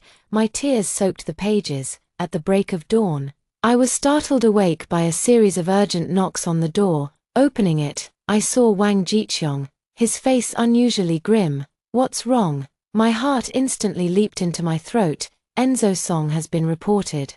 Wang Jiqiong lowered his voice, suspected of accepting bribes. "He's under investigation now." I froze. "When did this happen?" "Last night, right after old Cheng left." Wang Jiqiong's expression was complicated. "The whistleblower was Isla Lin." "What?" I could hardly believe my ears. "She reported Enzo Song." Wang Jiqiong nodded. "Apparently, Enzo Song refused to help her son get a job. In a fit of anger, she exposed the bribery." I was too shocked to speak. "Those two, who were so deeply in love in their past life that they could make my daughter pull the oxygen tube. Now they've turned against each other. There's something even more bizarre." Wang Jiqiong glanced around and lowered his voice further. "Enzo Song insists that old Cheng framed him, and even said, 'This border mission is a trap.'" A chill ran down my spine. "What does that mean?" "Not sure." Wang Jiqiong shook his head, "but before leaving, old Cheng told me that if he didn't report back within 3 days, I should have you go find Division Commander Lee." My legs went weak, and I had to grab the doorframe to keep from collapsing. Had Ford Cheng sensed the danger all along? Then why did he still go? Political instructor Wang. I forced myself to stay calm. "Do me a favor. I need to see Isla Lin." In the military district's confinement room, Isla Lin looked haggard, her usual arrogance completely gone. When she saw me, she froze for a moment before sneering. "Here to laugh at me? How much do you know about Enzo Song?" I got straight to the point. Isla Lin's smile stiffened. "What do you mean by that? Was he planning to harm Ford Cheng?" I stared intently into her eyes. Isla Lin's expression changed, and she suddenly burst into laughter. "Ha ha ha, only worrying now. Too late. Ford Cheng is probably already." My heart nearly stopped. "Already what?" Isla Lin leaned closer to the iron bars, lowering her voice. "Why do you think Enzo Song was suddenly reported?" "It was to stall the investigation team, to stop them from discovering the border intelligence was fake." I felt as if I had fallen into an ice cellar. "You set a trap." "Not me." Isla Lin shook her head vehemently. "It was Enzo Song. He hates Ford Cheng for taking you away, and even more for Ford Cheng knowing about his father's betrayal of his comrades back then." I turned and ran, hearing Isla Lin's hysterical screams behind me. "Rear GU. Save me, Enzo Song will kill me." When I found Wang Jiqiong, he was pacing anxiously in his office. I told him the information I had gotten from Isla Lin, and his face instantly turned deathly pale. "I must report to Division Commander Lee immediately." Wang Jiqiong grabbed his hat and was about to leave. "Wait." I stopped him. "Does Ford Cheng know about this?" Wang Jiqiong hesitated for a moment, then nodded. He had suspicions before setting off, but military orders are absolute.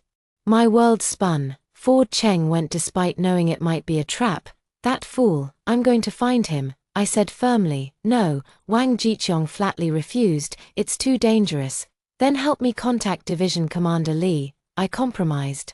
Division Commander Lee was a white-haired old general with eyes as sharp as an eagle's. After hearing my account, he remained silent for a long time before suddenly asking, "So you're Jiu Jigua's niece?" I was taken aback. You know my uncle, more than just know. Division Commander Lee sighed. I was the deputy commander in that battle back then. He stood up and walked to the window. Ford Cheng's father and your uncle were both my closest comrades. My heart raced. Then Enzo Song's father, traitor, Division Commander Lee said coldly. He betrayed the marching route, leading the entire company into an ambush. I finally understand the feud between Ford Cheng and Enzo Song. This isn't just a simple personal conflict, but a hatred forged in blood and fire. Commander Lee, Ford Cheng is in danger, I said urgently. Commander Lee nodded and picked up the phone. Get me the border command center. Every second felt like an eternity as we waited for the connection. Finally, someone answered on the other end. And Commander Lee quickly explained the situation. After hanging up the phone, his expression grew even more solemn. We've lost contact with the border for over 6 hours now. My blood ran cold, but don't worry too much, General Lee reassured. Ford Cheng is the finest soldier I've ever trained. He won't fall into an ambush so easily. I need to go to the border, I pleaded once more. Division Commander Lee scrutinized me and suddenly asked, "The jade bracelet on your wrist, is it from the Cheng family?" I nodded. Indeed, a faint smile appeared on Division Commander Lee's face. Cheng Jigua once said this bracelet is only passed down to the wives of the Cheng family. He stood up and made a decision. I'll arrange a vehicle to take you to the border, but remember, no matter what happens, follow orders. 2 hours later, I boarded the military truck heading for the border. Clutching Ford Cheng's spare uniform and medical supplies in my arms, I silently prayed, "Please be safe, Ford Cheng. I never got the chance to tell you. Meeting you in this lifetime has been my greatest fortune." The military vehicle jolted along the rugged mountain road for an entire day. Accompanying us besides the driver were an elderly military doctor surnamed Zhong and 2 guards. Dr. Zhong, nearly 60 with graying hair, had been resting with his eyes closed throughout the journey. But as the vehicle passed a perilous cliff, he suddenly opened his eyes. "We're almost there," he said hoarsely, gazing out the window. "Ahead is where the ambush happened back then."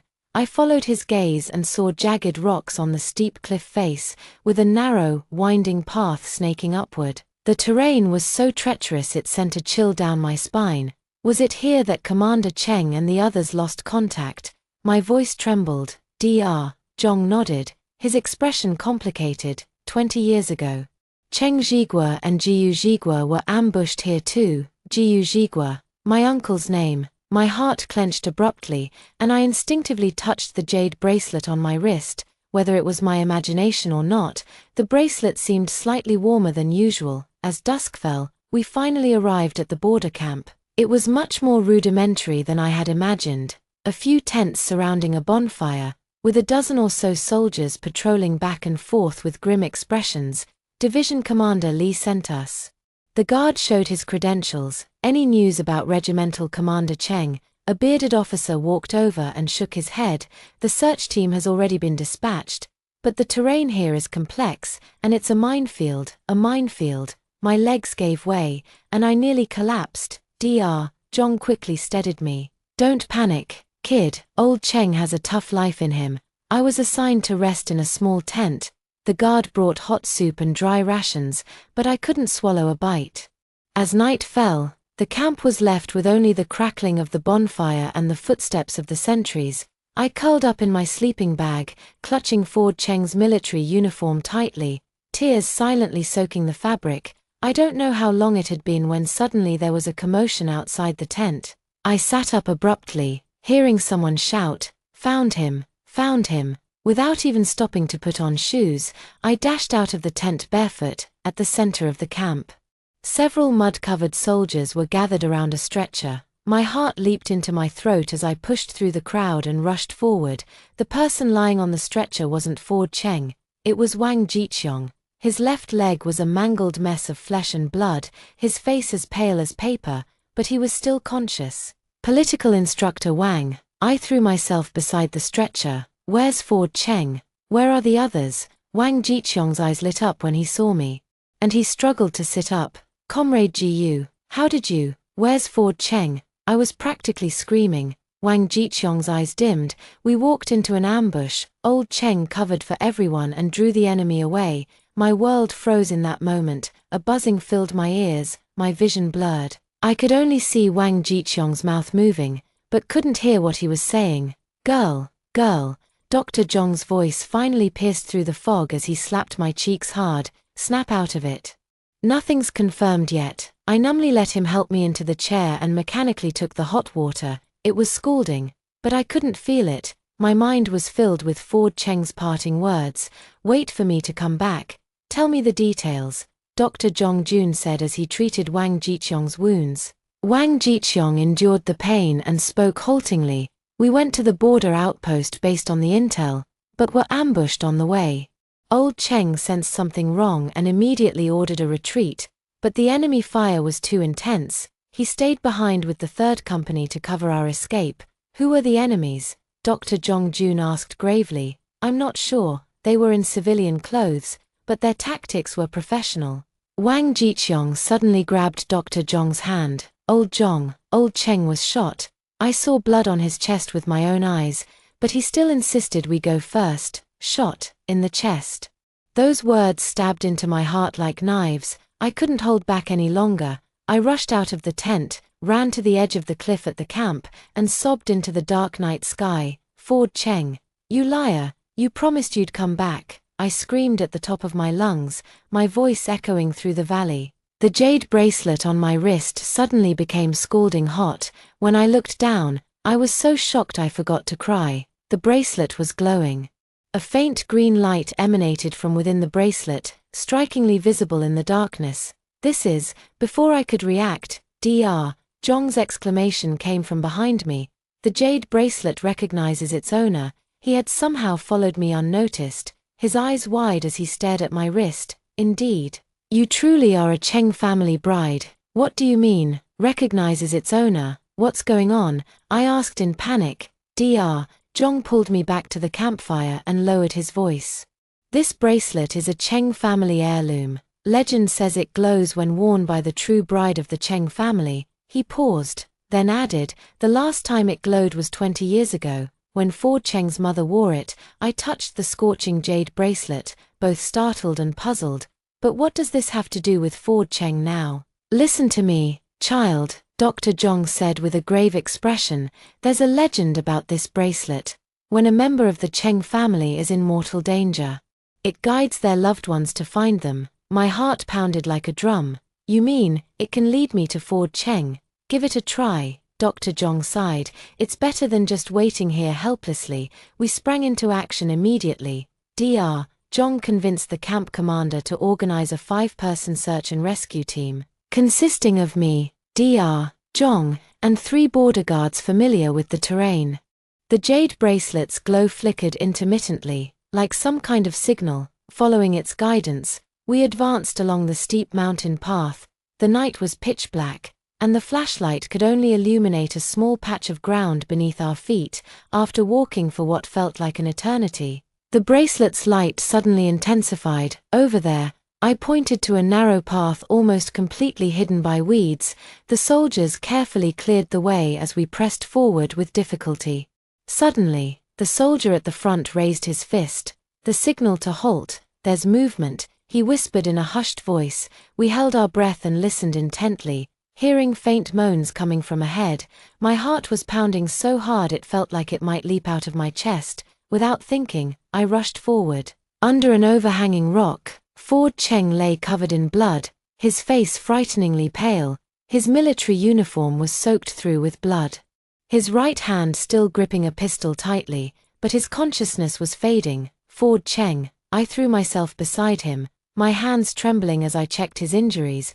There was a gunshot wound on his chest, still oozing blood, and his right leg was also injured. Fortunately, neither was in a fatal spot. Dr. Zhong quickly took over, skillfully treating the wound. He's still alive. Hurry, prepare a stretcher. While waiting for the stretcher, I tightly held Ford Cheng's hand, continuously calling his name. His eyelids fluttered slightly, as if trying to open but unable to. Hold on, please. My tears fell onto his face. Suddenly, Ford Cheng's lips moved slightly, and I leaned in closer to listen. Gu, Shen. His voice was so faint it was almost inaudible. I'm sorry. Don't speak, I choked back a sob. Save your strength. We're getting you back right now. Ford Cheng seemed to want to shake his head, but didn't even have the strength for that. His hand moved slightly, pointing to his chest pocket. Carefully, I reached in and pulled out a small notebook soaked in blood. This is, give, to you. Ford Cheng's voice was faint as a whisper. I opened the notebook and found it was Ford Cheng's diary. The most recent page bore the date of the very day he had set out. If I don't make it back this time, Rear Gu, please remember, meeting you was the luckiest thing in my life. I wanted to give you a home, but now I'm leaving you alone again. I'm sorry, and I love you. The handwriting was blurred by rain or blood, yet still legible. I could no longer hold back, clutching him as I broke into uncontrollable sobs. The stretcher finally arrived. The soldiers carefully lifted Ford Cheng onto it, and Dr. Zhong administered and 4 drip throughout the journey back. The return to camp felt even longer than the trip out, each second an agony. As dawn broke, we finally reached the camp, with limited medical facilities at the border. Only basic treatment could be provided before Ford Cheng was immediately airlifted to the Military General Hospital. I refused to let go of Ford Cheng's hand until the medical staff forcibly separated us. Family members, please wait outside. The operating room light stayed on for a full 6 hours. I sat trembling on the hallway bench, still clutching the blood-stained diary. Flipping through its earlier pages, I found my name on nearly every one. The butter biscuits Rear Gu made today were so delicious. I couldn't bear to finish them all and saved one in the drawer. The jade bracelet on Rear Gu's wrist looks so beautiful, as if it was custom-made for her. I want to file a love report, but I don't know if she'll agree. This iron-willed soldier actually recorded our little moments in this way. My vision blurred with tears, yet I couldn't bear to miss a single word. The operating room door finally opened, and the lead surgeon walked out with exhaustion written all over his face. The bullet has been removed, he's out of immediate danger, but due to excessive blood loss, he's still unconscious. Can I see him? I asked urgently. The doctor nodded. Not for too long. In the hospital room, Ford Cheng lay quietly on the bed, his face as pale as paper, with various tubes and monitors connected to his body, emitting rhythmic beeping sounds. I gently held his hand, that once strong and warm hand now frighteningly cold. I found your diary, I whispered softly. When you wake up, I'll tell you in person. I love you too. Ford Cheng showed no response, only the waves on the monitor proved he was still alive. In the days that followed, I stayed by his bedside without leaving for a moment. Dr. Zhong visited daily, bringing me updates from the front lines.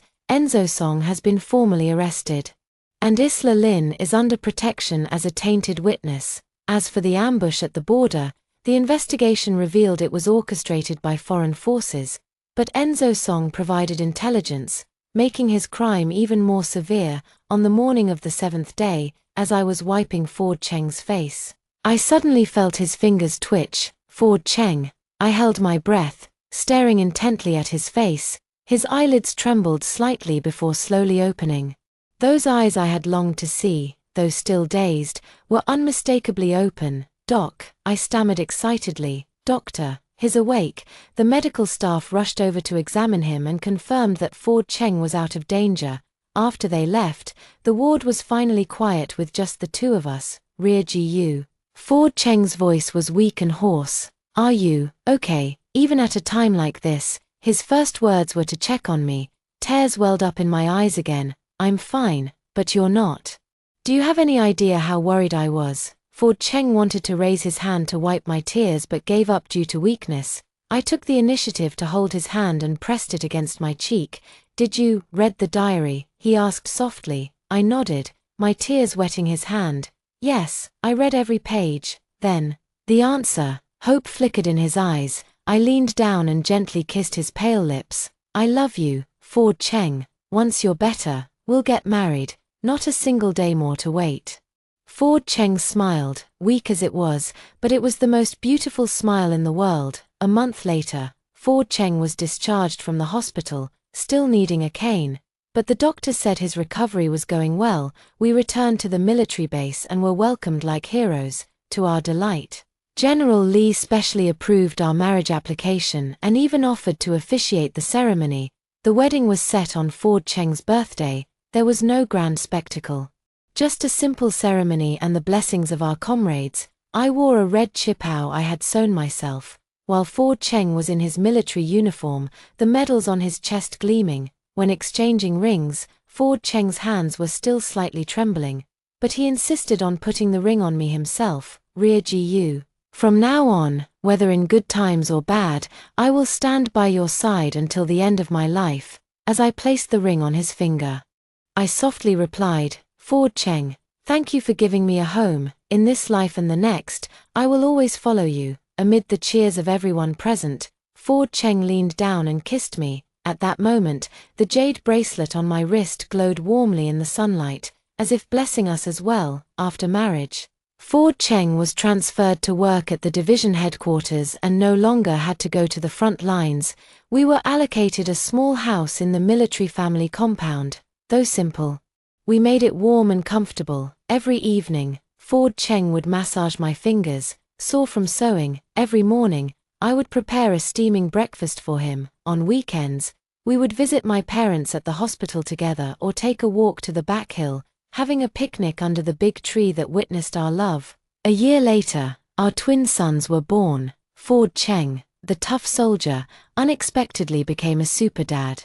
Mastering everything from changing diapers to feeding and putting the babies to sleep, watching him play with the children, I often think to myself, this must be happiness, right? All the hardships of my past life have become worthwhile because of meeting him in this lifetime. I finally understand that rebirth isn't about seeking revenge for the past, but about cherishing the present and embracing the future. And that Enzo song, Who Once Made Me Miserable.